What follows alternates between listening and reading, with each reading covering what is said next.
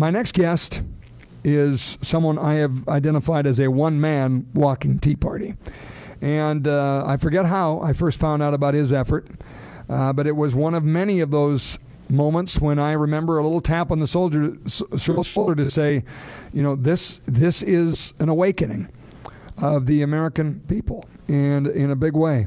I write about Ross in the book, in the chapter Guarding the Spirit of Freedom, by saying my pal Ross Ueckert, an Army veteran, living, breathing celebration of the Declaration of Independence. How he picked up an American flag and started out from Medora, North Dakota, headed for the Lincoln Memorial in Washington, D.C., a journey of 1,600 miles, traveling by shoe leather all the way.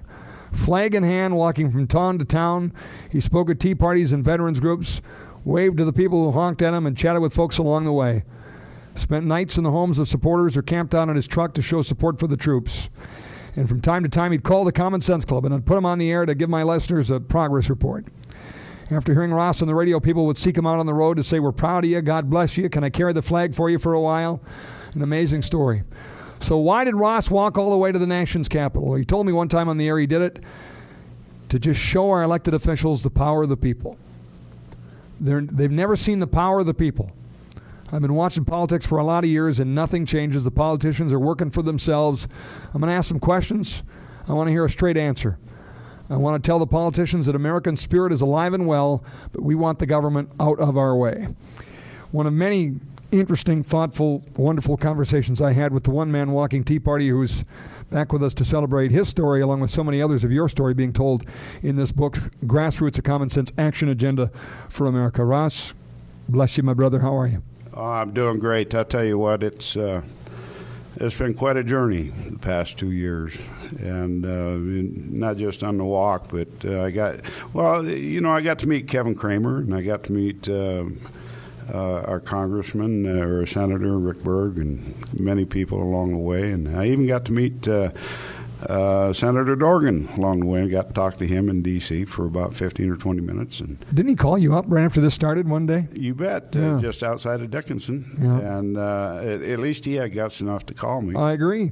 Michelle Bachmann met along the way, but more than even the elected folks. Yeah. Just I remember stopping one time. I was between Bismarck and Fargo, and you were Jamestown or somewhere, and there's Ross pulled over. We had a little conversation on the side of the road. Another guy pulled up. All of a sudden we got a mini tea party on the side of I-94. I mean, it's just amazing. Oh, I tell you what, that was what the amazing thing. When I first started out, it was all about me, my anger, my frustrations with what I was seeing going on with our elected officials, and also in support of our troops. The sacrifices that they make for our country and our freedoms that we take for granted, every day in our country and our society. And so I started out, it was all about me. And certain things happened along the way that really turned that around in me, turned my heart around, turned my mind around, and it became about us, the people. The people that I talked to, they'd stop along the road and they'd share a little bit of themselves and their frustrations, and they'd relay to me that they didn't feel like they had a voice, and they would relay to me, keep on going, you're walking for me, because I can't do it. I can't take the time. I don't. I just can't do it. So you're walking for me, And boy, that's really humbling, because for the kind of life I've lived in my past, it's to look up to these upstanding American people.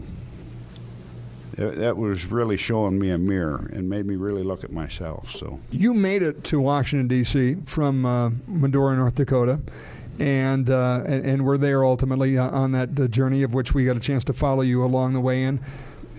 Is your job done? Do you feel like you did what you needed to do, or was it the beginning of a journey? Oh, it was definitely the beginning of a journey. There's so much more to do. What's going on in Washington is still going on to a large degree. We've made a great start with the elections of last year. There's still problems with many of our veterans organizations and veterans groups. The suicide rate amongst our young veterans coming home from overseas is just tremendous. There's a veterans homeless problem that we have to start addressing now.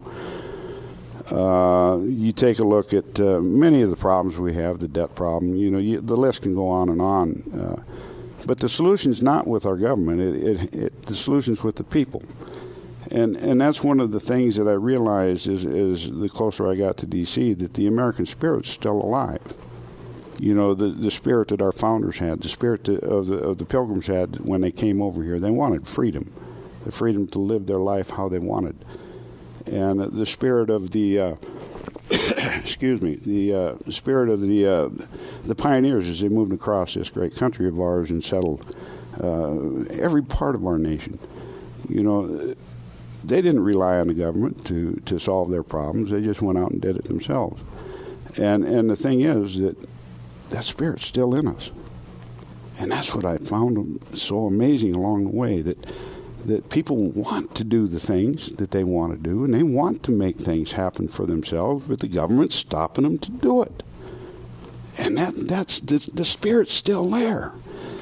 And the thing is that all we have to do is get up and do it ourselves. People don't realize the power that we have if we just stand up and say, hey, let's do it. Let's look at your neighbor, look at your family, look at your friends, and say, okay, I got an idea. What do you think of this? Let's stand up and let's go try it anyway. If it doesn't work, it doesn't work. But if it works, boy, I tell you what, then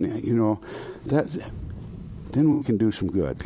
Didn't you find too that the power of knowing that there are other people that feel like you do, like you say, the American spirit being alive and well, saying, hey, we're in this together, that it really sort of snowballed this whole effort to know there's a guy from Beach, North Dakota that's taking a flag and a beat-up pickup truck and going across this country because he cares about veterans, because he cares about the direction this country's going, and he doesn't feel like the politicians are listening. He wants to do something about it. My gosh, if he can do that, I'll take my flag and go down to a Tea Party, or I'll go to a congressional office, or I'll write an email or a letter. And it's sort of that power in knowing that other people feel like you do that emboldens folks, doesn't it? That's right. It's that just knowing that somebody else is doing it.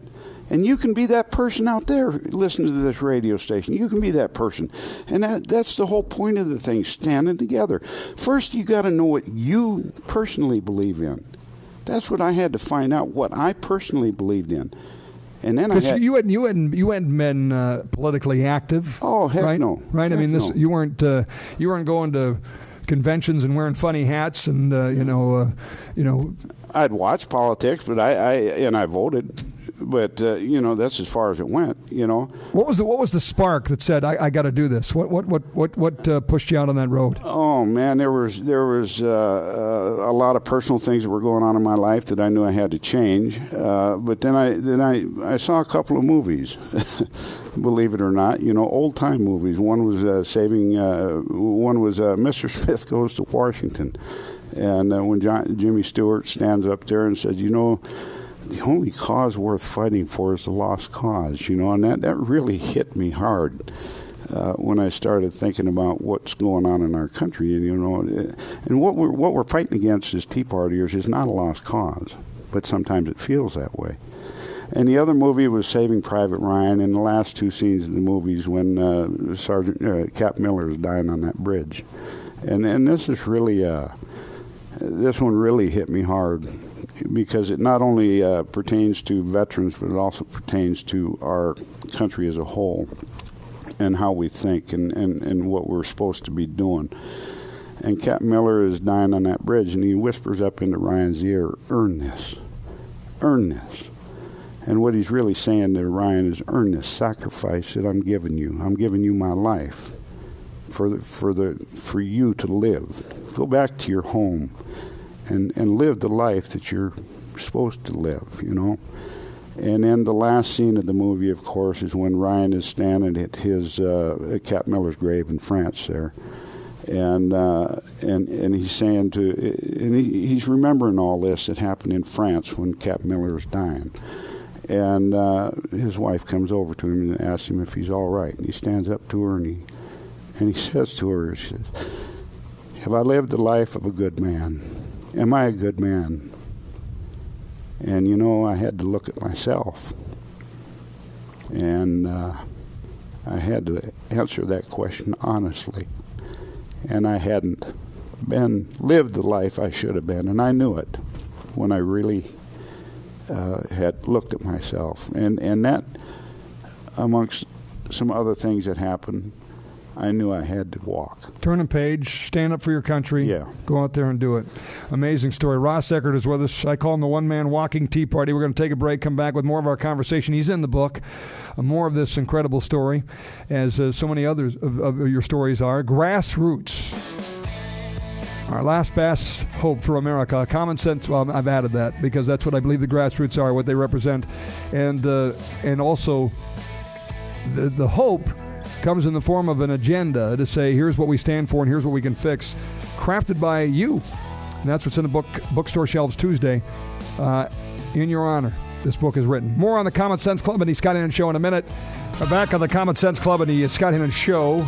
We are continuing our conversation with Ross Ueckert. Ross is from Beach, North Dakota, a one-man walking Tea Party that literally walked from Beach, North Dakota to Washington, D.C. And I got to ask you, when you got there finally, after that journey of how many months? It took, all total, it took about 5.5 months, 2 months the first year in 2009, and then 3.5 in 2010. So what was the prize like when you got there? Let me tell you, it was something else. We didn't walk the last 39 miles or so, or 40 miles, because the traffic was so bad, and there was just no place to walk alongside the road. So we kind of bypassed the last 40 miles or so, and we ended up parking somewhere, and I started at the Washington Monument, and we walked all the way to the Lincoln Memorial, and along the way, I walked through the World War II Memorial, and it just happened to be a bunch of World War II veterans visiting that memorial. And what an honor and a privilege. And I saw the emotion on those World War II veterans as I walked through them with the flag.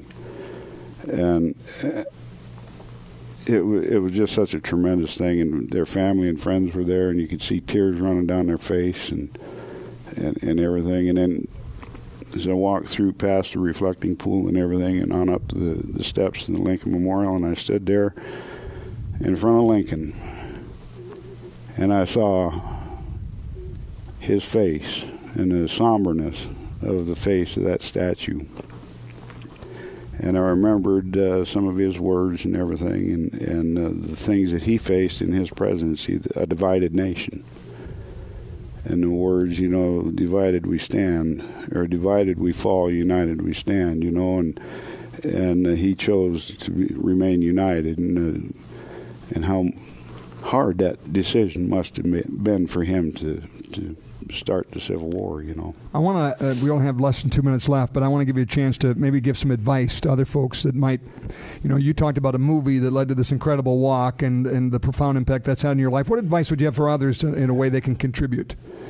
Well, to contribute, I think to me, as far as the walk goes, one of the most important things I realized for myself, and I think everybody else out there must realize that you have to figure out what you believe in before you can do anything. And you must have to solidify that within your own self. And once you figure that out, then you must take action on those beliefs.